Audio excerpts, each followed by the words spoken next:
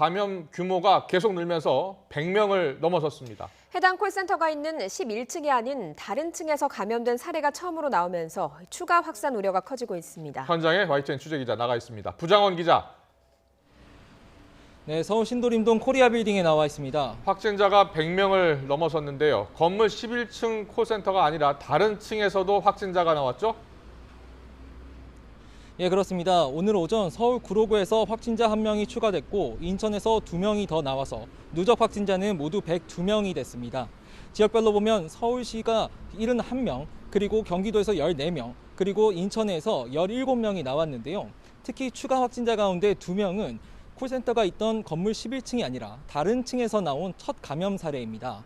각각 건물 9층에서 근무하던 27살 여성과 10층에서 근무하던 34살 남성인데 이들은 모두 콜센터가 아니라 다른 입주사 직원이었습니다. 아직 정확한 감염 경로는 확인되지 않았는데 9층에서 근무하던 여성은 11층 확진자와 접촉한 것으로 알려졌습니다. 방역당국은 10층 직원의 경우 지난달 22일쯤 첫 증상이 나타났다며 다른 콜센터 확진자들과 발병일이 차이가 크게 나 전파 경로 등을 추가 분석하고 있다고 설명했습니다. 콜센터가 아닌 건물 내 감염 사례가 나오면서 이번 집단 감염은 새 국면을 맞게 됐습니다.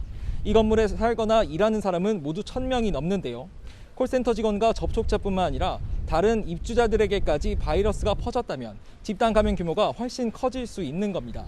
이에 정세균 국무총리도 오늘 오후 2시쯤 이곳 코리아 빌딩 선별진료소를 찾아 확진자를 빨리 발견해 격리할 수 있게 노력해달라고 당부했습니다.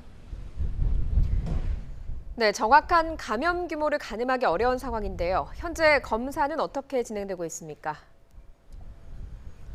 네, 제 뒤로 보이는 것처럼 건물 뒤편에 마련된 간이 선별진료소에서는 오늘도 검사가 진행되고 있는데요.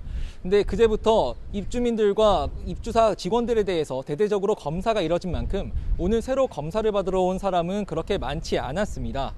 오늘 오전 기준으로 전체 대상자 1076명 가운데 약 82%인 885명이 이미 검사를 받았는데요. 나머지 대상자에 대해서도 오늘 중 검사가 마무리될 예정입니다.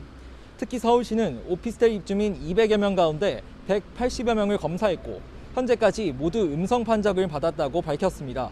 다만 나머지 건물 7층과 8층, 9층 콜센터 직원들과 다른 입주사 근로자들에 대한 진단검사 결과가 속속 나올 예정이어서 확진자 수는 더 늘어날 가능성이 적지 않습니다. 특히 신원 확인이 쉬운 직원이나 입주민과 달리 단순 방문객에 대한 역학조사와 격리도 필요한 상황인데요. 이에 서울시는 방문객에 대해서도 휴대폰 통신 접속 기록을 확인해 전수조사를 벌일 예정입니다. 지금까지 서울 신도림동 코리아 빌딩에서 YTN 부장원입니다.